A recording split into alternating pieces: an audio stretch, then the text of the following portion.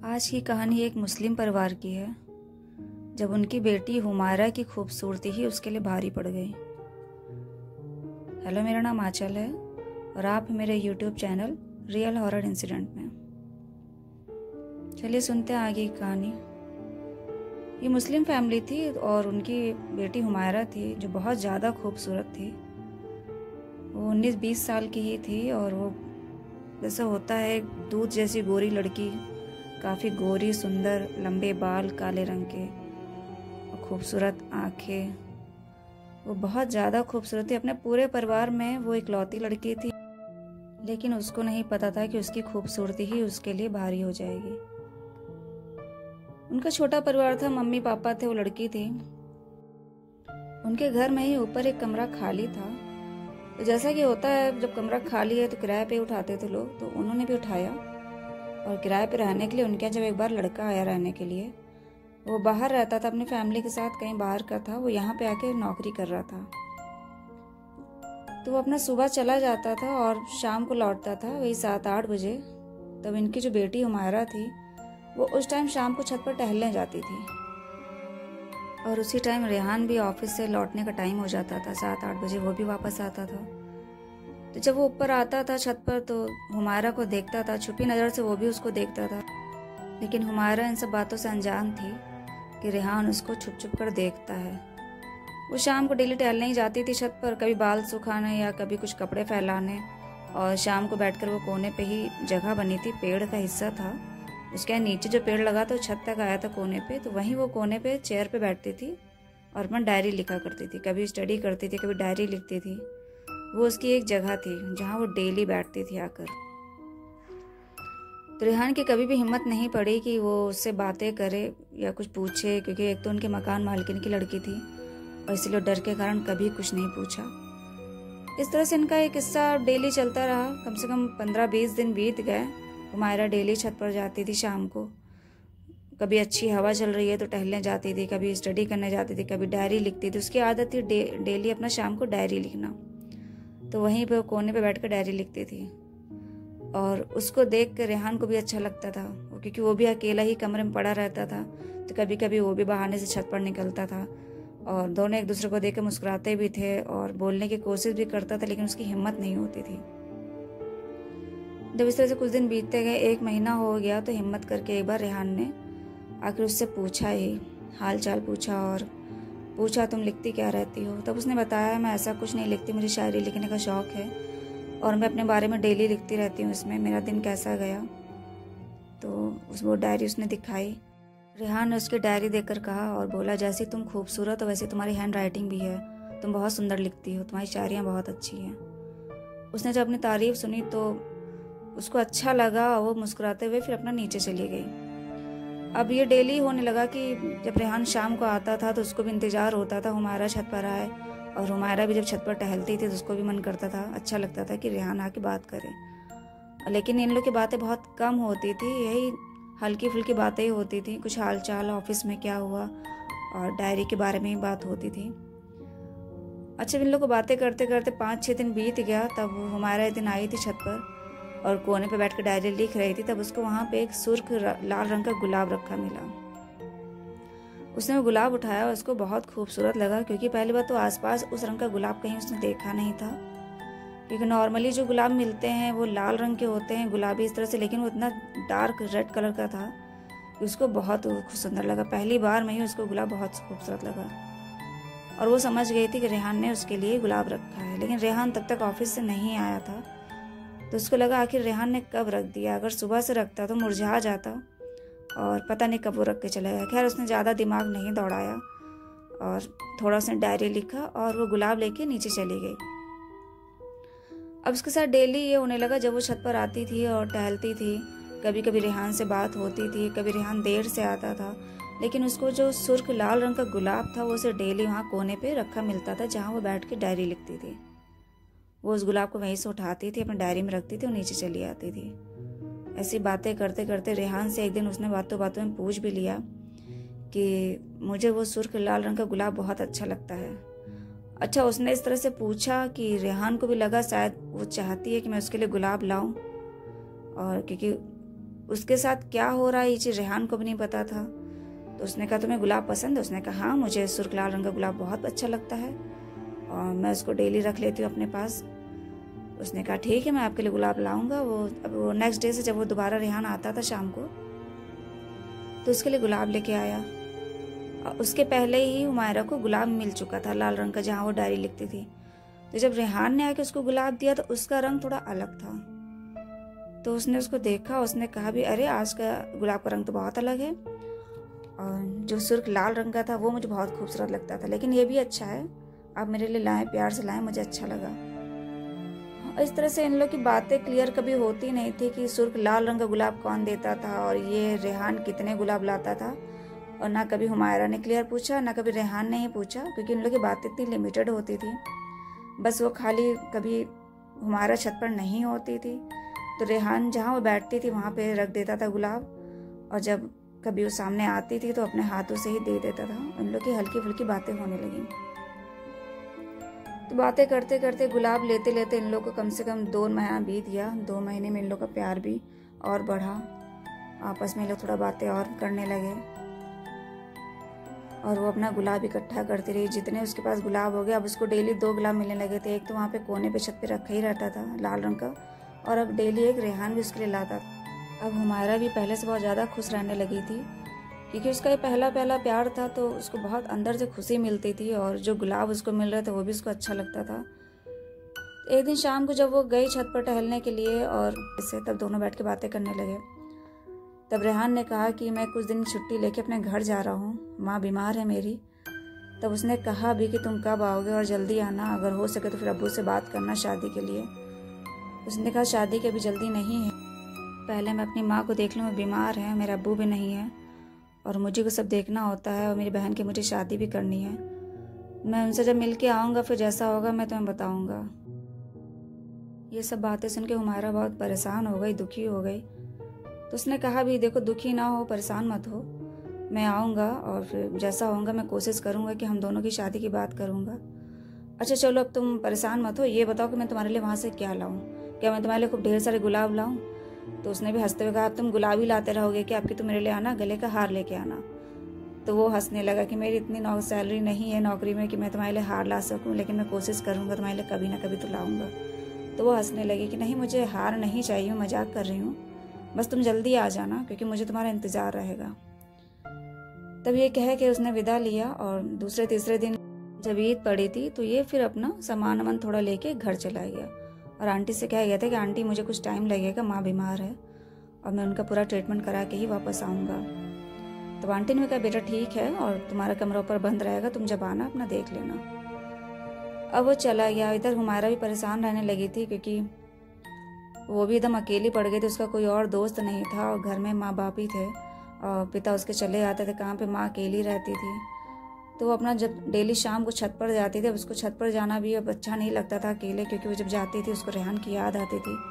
लेकिन एक दिन शाम को हवा अच्छी चल रही थी तो वो छत पर गई, तो वहाँ पे उसको क्या कहते हैं, वही टहलते टहलते वो डायरी लिखने, उसने सोचा चलो आज मैं डायरी लिख लूँ, बहुत दिन से नहीं लिखा है, 2-3 दिन हो गए। तो वो कोने पे गई तो वहाँ पे उसको सुर्ख रंग का लाल गुलाब रखा मिला। उसको बहुत आश्चर्य हुआ कि अरे ये रेहान ने अगर दिया होता तो मुझे बताता, और 2-3 दिन हो गए लेकिन अभी तक से गुलाब पूरा ताज़ा है और वैसे ही लाल रंग है। खैर उसने फिर ज़्यादा नहीं सोचा और गुलाब लेके चली गई नीचे डायरी में रख के, कि शायद वो बताना भूल गया हो, आखिर टाइम पे मुझे देना चाह रहा हो, चला गया हो। और वो चली गई नीचे। अब वो कई दिन तक फिर छत पे नहीं गई, क्योंकि उसको अच्छा भी नहीं लगता था, और रेहान की याद में दिन बीतते गए, और इस तरह से करते करते याद करते पूरे 1 महीना बीत गए। तब 1 महीने बाद रेहान वापस आया। अच्छा उसको तब आश्चर्य ये हुआ कि रेहान वापस आया, लेकिन उसने उसको एक बार भी देखा नहीं हुमायरा को, और वो सीधा चढ़ता हुआ अपने कमरे में चला गया। अब ये बहुत परेशान थी कि मैं कैसे जाके मिलूं, कैसे बात करूं, और उसके अंदर बहुत उतावलापन था, क्योंकि वो इतने टाइम तक उसको याद कर रही थी और मिलने के लिए इंतज़ार कर रही थी। तो यही हुआ कि वो दूसरे दिन शाम को मौका निकाल के छत पर गई। उसने बहुत कोशिश किया कि रेहान से बात करे, क्योंकि रेहान घर पर ही था, लेकिन रेहान एक बार भी कमरे से बाहर नहीं निकला, और वो उदास बैठी रही। और तभी वो डायरी लेके ही गई थी, उसने फिर वो उदास मन से डायरी लिखने लगी। तभी उसको कोने पे जहाँ वो डेली गुलाब मिलता था वहाँ पे उसको एक चेन रखी मिली, सोने की चेन रखी थी। अब वो बहुत खुश है। उसे लगा देखो रेहान से मैंने गले का हार कहा था मजाक में और वो मेरे लिए सोने की चेन ले आया। उसको बुरा भी लगा कि यार उसकी इतनी नौकरी में सैलरी नहीं है, खाली उसकी तनख्वाह कुछ 5,000 थी। तो उसको लगा पता नहीं कैसे इंतजाम किया हुआ, उसकी माँ भी बीमार थी। उसने कोशिश भी किया कि वो रेहान से पूछे और बातें करे, लेकिन रेहान ने एक बार भी दरवाज़ा नहीं खोला। और सब सोचते हुए उसने चेन उठाई और उसको अपने दुपट्टे में एक कोने पे बांध के और नीचे चली गई। नीचे जब गई तो उसने उसको पहना नहीं, क्योंकि घर वाले भी पूछते सोने की चेन कहाँ से आई, बहुत खूबसूरत चेन थी। तो उसने उसको एक रुमाल में बांध के अपने अलमारी में रख दिया, जहाँ वो डेली वो गुलाब को भी रखती थी। अब उसकी अलमारी में खूब ढेर सारे गुलाब इकट्ठा होते जा रहे थे, वो सोने की चेन। अब उसका मन बहुत था कि रेहान से बात करे, लेकिन रेहान एक बार भी उसकी तरफ नहीं देखा। उस सुबह ऑफिस के टाइम भी निकल गया, तब भी उसने हुमायरा को एक बार भी पलट के नहीं देखा। शाम को हुमायरा फिर छत पर पहले से ही चली गई कि आज रेहान आएगा तो पूछूंगी जरूर उससे कि ऐसी क्या खता कर दी जो बोल नहीं रहा है। वो छत पर गई और रेहान उसी टाइम आया भी, 7:30 या 8 बजे वो ऑफिस से आ गया। और जैसे ही कमरे के अंदर घुसने लगा तो उसने पूछा भी कि रुको, तुम मुझसे बोल क्यों नहीं रहे हो, बातें क्यों नहीं कर रहे हो? जाने के पहले तो तुम बहुत वादे दे गए थे और हम लोग खुश भी थे, आखिर ऐसा क्या हुआ? तो उसने कहा देखो मैं ज़्यादा कुछ नहीं कह सकता, मेरी माँ, पहली बात तो मेरी माँ ख़त्म हो गई है, मैं उन्हीं सब चीज़ों के लिए बहुत परेशान हूँ, मुझे अपनी बहन की शादी भी करनी है, मेरे पास इतना पैसा भी नहीं है। तब उसने कहा था अभी पैसा नहीं है तो तुम मेरे लिए इतना महंगा कि सामान क्यों लेके आया? तो उसने पूछा भी मैं क्या लेके आया? तो उसने कहा अच्छा तुम मेरे चेन लेके नहीं आया? तब उसने कहा मैं तुम्हारे लिए चेन कब लेके आया और मेरे पास इतना पैसा भी नहीं है और मुझे नहीं पता तुम ये किस तरह की बातें कर रही हो, मैं बहुत परेशान हूँ और मैं भी ये सब बातें करने की हालत में नहीं हूँ, मुझे जाने दो। ये कहकर बहुत ही बेरुखू से वो अपने कमरे के अंदर चला गया और ये सब देख के हुमायरा को अच्छा नहीं लगा। वो वहीं पे खड़ी होकर रोने लगी।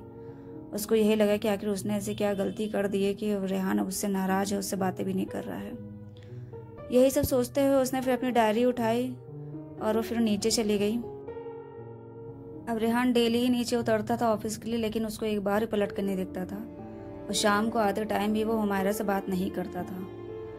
हुमायरा ये सब देख के बहुत परेशान थी। उसको समझ में नहीं आ रहा था कि किस तरह का प्यार है, इतनी बेरुखी आखिर किस बात की दिखा रहा है। और कहीं ना कहीं उसको प्यार समझ में नहीं आ रहा था, क्योंकि एक तरफ उसको डेली वहाँ पे लाल रंग का गुलाब भी मिल रहा था और कहीं ना कहीं रेहान उसको देख के बोलता भी नहीं था। वो समझ भी नहीं पाई थी कि वो खुश होए कि रोए, क्योंकि उसको गुलाब नहीं चाहिए था, उसे रेहान से बात करनी थी, लेकिन रेहान उसको बिल्कुल भी नहीं देखता था, ना बात कर रहा था। वो डेली यही सब सोचा करती थी। बहुत हिम्मत करके उसने रेहान से पूछा भी कई बार कि तुम मुझसे बोलते क्यों नहीं हो, लेकिन रेहान कोई जवाब नहीं देता था। वो सीधे अपने कमरे में चला जाता था और ये कहता था कि हो सके तो अब तुम मुझे भूल जाओ, क्योंकि मैं अभी तुमसे शादी नहीं कर सकता।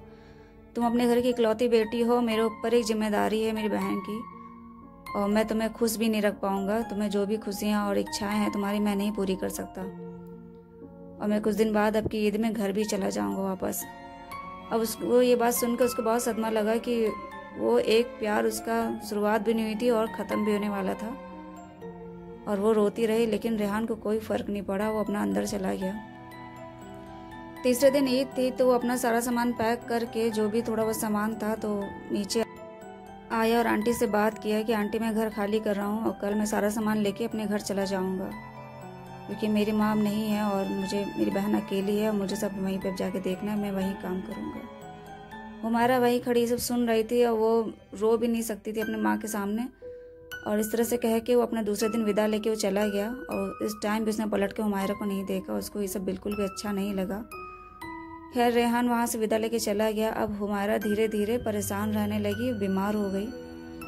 उसकी बीमारी का कोई पता भी नहीं लगा पा रहा था कि उसको धीरे धीरे हो क्या रहा है। उसका शरीर पूरा बेजान होता जा रहा था। रेहान के जाने के बाद उसने छत पर जाना भी छोड़ दिया था। वो नीचे ही बिस्तर पर पड़ी रहती थी, वो ना खाना खा सकती थी और बीमारी उसकी बढ़ती ही जा रही थी। वो कम से कम 10-12 दिन वो छत पर नहीं गई और ऐसे ही बिस्तर पे पड़ी रहती थी। उसकी माँ गुस्साती भी थी कि बेटा तुम पहले कैसी थी, अब कैसी होती जा रही हो, पहले तुम कितना खुश रहती थी, अभी कुछ दिन पहले तक तुम अच्छी थी, अब तुम्हें क्या हो गया, तुम छत पर भी नहीं जाती हो टहलने के लिए। वो कुछ नहीं बोली और तभी एक दिन उसकी माँ ने उसको जबरदस्ती छत पर भेजा कि जाओ तुम थोड़ा टहल कराओ, हवा अच्छी चल रही है। माँ की जिद करने के बाद वो फिर छत पर गई और काफ़ी देर छत पर टहलती रही। अब उसको वहाँ बैठने का मन भी नहीं कर रहा था जहाँ वो डेली जाती थी, डायरी लेके बैठती थी। डायरी लेके वो गई नहीं थी क्योंकि अब उसने लिखना भी बंद कर दिया था, शायरी और जो भी वो लिखती थी। तब भी वो टहलते वहाँ कोने पे गई तो उसको देख के आश्चर्य हुआ कि वहाँ पे वो 12 दिन नहीं आई थी और 12 गुलाब वहाँ पे लाल रंग के रखे थे। उसको ये भी आश्चर्य हुआ कि ये गुलाब बिल्कुल सूखे नहीं थे और जैसे लग रहा कि वो ताजे ही किसी ने रखे हैं। खूब खुशबू उसकी फैली हुई थी। उसको कहीं ना कहीं मन में खुशी भी हो रही थी कि शायद रेहान उसके लिए रख कर गया हो आखिरी टाइम पे। वो कहना चाह रहा हो लेकिन कुछ कह ना पाया हो। लेकिन उसको एक तरफ ये भी आश्चर्य था कि गुलाब आखिर सूखे क्यों नहीं। खैर वो सारे गुलाब नीचे उठा लाई और फिर छुपा के उसने अलमारी में रख दिए। लेकिन धीरे धीरे उसकी तबीयत बिगड़ती गई। उसकी स्थिति में बिल्कुल भी सुधार नहीं हुआ। तब उसकी माँ ने अपनी बहन को बुलाया कि देखो ये डॉक्टर के पास भी नहीं जा रही है और जो भी डॉक्टर घर आके इसको देखे हैं कोई पता नहीं लगा पा रहा है कि बीमार क्यों है। तब उसकी बहन ने भी उससे ज़बरदस्ती पूछा कि बेटा हुआ क्या है, तुम इतनी खूबसूरत थी और इतनी खुश रहती थी, चंचल लड़की थी, अब तुम्हें क्या हो गया है। तब मौसी के काफ़ी पूछने के बाद तब उसने बताया सारा किस्सा कि मुझे जो ऊपर रेहान रहता था मुझे उससे प्यार हो गया था, लेकिन आखिरी टाइम पे ऐसा हुआ और मुझे गुलाब देता था। और उसने सारा किस्सा कह सुनाया कि उसे कैसे वहाँ पे कोने पे गुलाब रखा मिलता था और किस रंग का वो गुलाब देता था और उसे सोने की चेन मिली। अच्छा, जब सोने की चेन ने सब किस्सा सुना तब उसकी मौसी का दिमाग थोड़ा सा घूमा। उनको लगा ये कुछ नॉर्मल चीज़ नहीं है। कोई लड़का अगर किसी से प्यार का इजहार करता है तो बोलता है और बिना बताए कोई इस तरह से सोने का सामान ला के नहीं देता है। तब उन्होंने उससे हुमायरा से कुछ नहीं कहा और तब उन्होंने अपनी बहन से बातें सारी शेयर करी। अब उनकी माँ भी काफ़ी परेशान हो गई कि उनकी बेटी के साथ इतना सब कुछ हो गया, उसे पता नहीं चला। तब इन्होंने काफ़ी पता करके फिर एक मौलवी जी को बुलाया अपने घर पर। तो मौलवी जी ने जब घर पे आए तब उनकी बेटी को देखा। उनकी बेटी इस टाइम बिल्कुल बेजान सी हो गई थी। जो एक खूबसूरती पहले थी वो 12-14 दिन में ही एकदम से बदल गई थी रेहान के जाने के बाद। तो उन सबको लगता था कि शायद रेहान के जाने के बाद वो ऐसा हो गई है, बीमार हो गई है, लेकिन ऐसा कुछ नहीं था। मौलवी जी ने कहा कि तब सारी सब उससे पूछा कि तुम्हारे साथ कब कैसे क्या शुरुआत हुई। तब उसने पूरा किस्सा सुनाया कि मैं शाम को डेली जाती थी छत पर और मुझे गुलाब रखा मिला था। फिर एक दिन चेन रखी मिली थी और लेकिन रेहान ने चेन के बारे में नहीं कबूला कि उसने दिया है कि नहीं दिया। तो मौलवी जी उसके साथ छत पर भी गए उसको देखने के लिए कि वो कहाँ जाके बैठती थी, क्या था। जब वो छत पर गए तब उन्होंने कोने पर जगह देखी। वो पेड़ के कोने की जगह थी जहाँ पे पेड़ की पूरी छाया थी। वहीं नीचे कुर्सी डाल के वो बैठती थी हुमायरा। और उसी के बगल में एक जो घर था बिल्कुल खाली खंडहर सा था। तब वो जाके उस घर पे भी गए। अच्छा, ये सब उनकी माँ देख रही थी, समझ नहीं पा रही थी कि आखिर मामला क्या है। वो भी सब पीछे पीछे साथ में गई। उन्होंने पूछा भी मौलवी जी ऐसा क्या है इस घर में, ये तो काफ़ी सालों से बंद पड़ा है, खाली पड़ा है और जिसकी प्रॉपर्टी है, ज़मीन है, वो ख़त्म भी हो चुके हैं, तो मामला ऐसे ही चल रहा है, केस चल रहा है इस पर। तो मौलवी जी ने कहा कि इस घर में ही कोई साया है जो आपकी बेटी को देख के आकर्षित हो गया उसकी खूबसूरती पे, और यहाँ कुछ नहीं, एक जिन का ही साया है। अब उनकी माँ और मौसी की बातें सुन के बहुत डर गए। उनके पिता भी तब तक आ चुके थे और तीनों लोग काफ़ी डर गए थे, क्योंकि जिन का साया है या सब भूत प्रेत चीज़ें किसी पे आकर्षित हो जाती हैं तो जल्दी छुटकारा नहीं मिलता है। लेकिन मौलवी जी ने कहा कि ऐसा कोई डरने की बात नहीं है, क्योंकि कुछ बुरा होना होता अब तक हो चुका होता। वो खाली इसकी खूबसूरती पे आकर्षित है और उसने कभी इसके लिए बुरा नहीं किया, वो खाली इसको चाहता है। तभी इसने कभी भी कुछ फरमाइश करी है रेहान से तो रेहान ने पूरी ना करके उसने पूरी करी है। अब ये बात उसको भी आश्चर्य हुआ, हुमायरा को भी, कि ये बात तो सच है कि मुझे 2 गुलाब मिलते थे। एक लाल सुर्ख रंग का गुलाब जो मैंने आज तक कभी नहीं देखा, और क्योंकि रेहान जो गुलाब देता था वो अलग रंग का था, और जो सोने की चेन थी वो भी कभी रेहान ने नहीं बोला कि मैंने दी है। तो मौलवी जी ने कहा भी अच्छा ठीक है, मुझे तुम क्या वो गुलाब और वो चेन वेन दिखाओगी। तो उसने कहा क्यों नहीं, मेरे पास सब रखा हुआ। और जब उसने अलमारी खोली उस अलमारी में ना कोई गुलाब रखा था, और जब उसने हैंकी खोली रुमाल जिसमें उसने चेन बांध के रखी थी उसमें कोई चेन भी नहीं रखी थी। अब उसको बहुत आश्चर्य हुआ इस बात का कि अरे सारा सामान मैंने यहीं रखा था, आखिर एक गुलाब की पंखुड़ी तो होनी चाहिए, तो पत्ती तो होनी चाहिए थी, लेकिन उसकी अलमारी पूरी खाली थी। खाली उसके कपड़ों के अलावा कुछ नहीं था, सिर्फ वहाँ पे गुलाब की खुशबू थी। अब मौलवी सारा माजरा समझ गए थे कि क्या है। उन्होंने कहा वो तुम्हें से पसंद करता था, जब उसे पता चला है कि मैं आया हूँ और शायद अब तुम्हें उससे छुटकारा दिला दूँ तो उसने वो पहले ही शायद वहाँ से हट गया है, लेकिन फिर भी वो दोबारा आकर्षित हो सकता है, तो मैं तुम्हारे लिए कोई ताबीज़ बना दूंगा। तब मौलवी जी ने उसके लिए लड़की के लिए झाड़ फूँक किया और उसके लिए ताबीज़ बना के दिया। तब जब लड़की ने ताबीज़ पहनी है तब उसके बाद धीरे धीरे उसकी स्थिति सुधरी है वो फिर से पहले की तरह ही खूबसूरत हो गई। उसके बाल वाल जैसे पहले सुंदर थे, चेहरा खूबसूरत था, गोरी सी थी, वैसे वो पहले की तरह हो गई। लेकिन जो उसको अपना पिछला टाइम था वो उस चीज़ को लेके बहुत मिस करती थी, क्योंकि वो तो रेहान को ही चाहती थी। अब रेहान की आड़ में वो जिन उसको चाह रहा था वो चीज़ उसको कभी नहीं पता था, लेकिन वो रेहान को बहुत मिस करती थी। और मौलवी जी ने जाके उस घर में भी थोड़ा पूजा पाठ किया, जो भी बांधा वांधा वहाँ जाके, ताकि दोबारा उसके ऊपर आकर्षण ना हो। और उन्होंने हुमायरा से कहा भी कि अब तुम छत पर शाम को नहीं जाओगी, और अगर जाओगी तो बाल खोल के या इत्र लगा के नहीं जाओगी, और अकेले नहीं जाओगी। उन्होंने कहा तुम्हें ये सब जरूर करना पड़ेगा, क्योंकि तुम खूबसूरत हो और जिन कभी कभी खूबसूरती पे ही फिदा हो जाते हैं। तब हमारा कभी भी शाम को अब छत पे नहीं गई। वैसे भी उसको अब शाम को छत पर जाना अच्छा नहीं लगता था। तो पहले जाती थी अकेले डायरी लिखने, फिर रेहान से उसको प्यार हुआ तब जाना उसने शुरू किया। अब खैर उसके वहाँ कमरे पे दूसरा कोई किराएदार आ गया था, फैमिली आ गई थी, और उसने ऊपर जाना बंद कर दिया। वो नीचे ही अपना सब काम करती थी, पढ़ाई लिखाई। तो ये था एक जिन का किस्सा, और ये कहानी मुझे मेरी दादी ने सुनाई थी। मैंने आपको जैसे पिछली वीडियो में बताया था कि मेरी दादी के पास किस्से कहानियों का पिटारा था। उनको इतनी बहुत सी कहानियाँ याद थीं, भूत प्रेत जिन वाली, और सब असली ही कहानियाँ थीं, क्योंकि सब अलग अलग दूर दूर के रिश्तेदार हमारे थे, और जो भी मोहल्ले में थे, गांव में थे, तो कहीं ना कहीं से कहानियाँ पता चलती थी। तो मुझे उनकी सारी कहानियाँ बहुत अच्छी लगती थी। कुछ जो मुझे नहीं भी याद है तो मैं अपने घर में किसी न किसी पूछ लेती हूँ अपलोड करने के लिए, और ये कहानी मुझे बहुत अच्छी लगती है। चलिए, अगर आप लोग को कहानी अच्छी लगी हो तो प्लीज़ लाइक करें, सब्सक्राइब करें। नेक्स्ट वीडियो फिर मैं लेके आऊँगी, दादी की कहानियों के ऊपर होगी। तब तक के लिए धन्यवाद।